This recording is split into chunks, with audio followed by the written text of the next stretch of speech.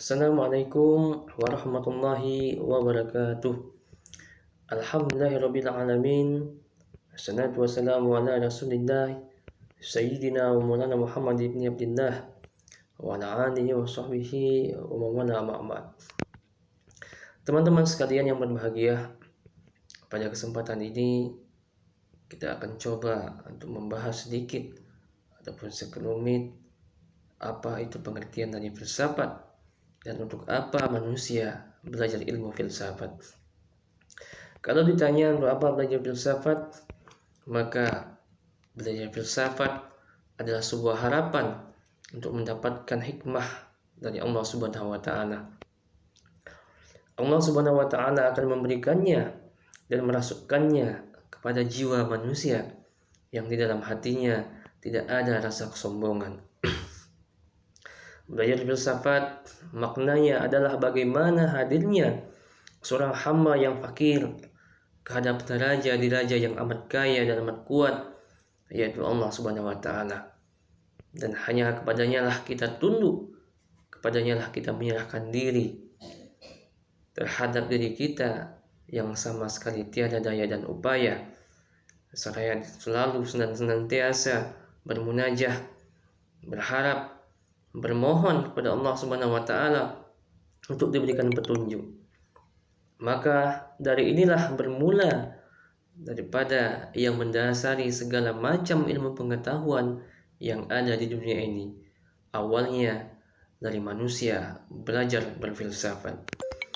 Kata filsafat berasal dari penggabungan kata Yunani, yaitu philo yang berarti cinta dan sophia yang berarti kebijaksanaan. Jadi filsafat adalah cinta terhadap kebijaksanaan. Istilah ini pertama kali dimunculkan oleh Pythagoras yang hidup pada masa 580 sampai dengan 500 sebelum Masehi. Kemudian dipopulerkan kembali oleh Plato pada masa 429 sampai dengan 347 sebelum Masehi. Di dalam dunia Islam, istilah filsafat sering disebut dengan al-hikmah, yang artinya adalah kebijaksanaan. Saifan Nur dengan mengutip pendapat dari Al-Kindi mengatakan bahwa tujuan filsafat adalah untuk memperoleh kebenaran.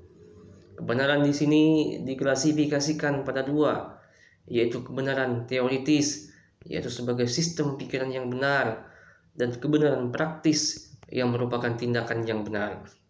Sementara itu, pada sumber yang sama, Al-Farabi membagi kebenaran menjadi kebenaran menurut keyakinan dan kebenaran opini, atau mungkin maksudnya adalah kebenaran dari penemuan pikiran.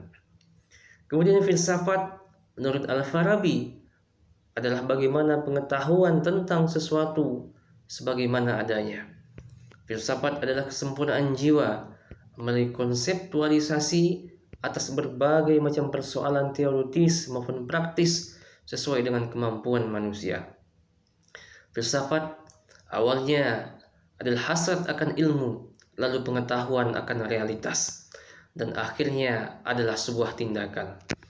Filsafat adalah pengetahuan teoritis sekaligus visi spiritual.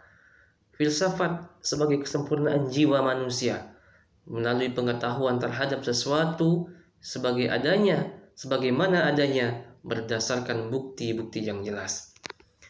Filsuf Yunani pertama yang tercatat adalah Thales yang hidup pada masa 625 sampai dengan 542 sebelum Masehi.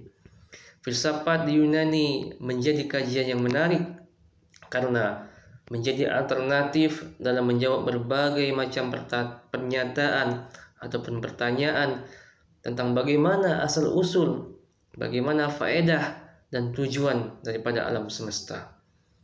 Sebelum adanya ilmu filsafat di Yunani yang memainkan peranan penting dalam menjawab berbagai macam pertanyaan manusia tentang asal-usul, faedah dan tujuan alam semesta tersebut adalah diistilahkan dengan mitologi. Namun mitologi ini ditinggalkan karena dianggap tidak masuk akal dan tidak rasional. Mitologi yang dimaksud di sini adalah mitos-mitos kuno yang secara umum terdapat di dalam suatu masyarakat ataupun budaya tertentu di dalam suatu kumpulan manusia ataupun masyarakat yang disebut dengan mitos. Dan mitologi juga diartikan adalah suatu cerita naratif, sedangkan dalam istilah lain, mitologi adalah perpaduan antara kata mitos dan logos, yang dalam konteks ini adalah usaha manusia untuk mengadakan pendekatan terhadap gejala alam yang lebih dititik beratkan pada hal-hal yang bersifat rasional. Maka dengan ini, mitologi merupakan usaha manusia. Mitologi dapat diartikan sebagai usaha manusia dalam menjelaskan gejala alam dan asal-usulnya yang belum diberi bobot ilmu pengetahuan yang rasional oleh manusia.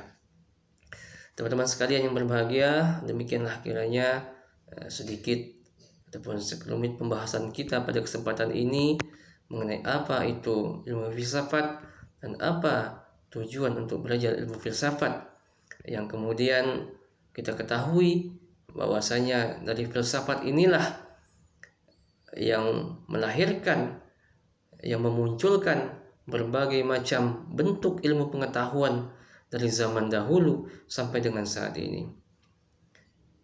Demikian, wabillahi taufik wal hidayah. Wassalamualaikum warahmatullahi wabarakatuh.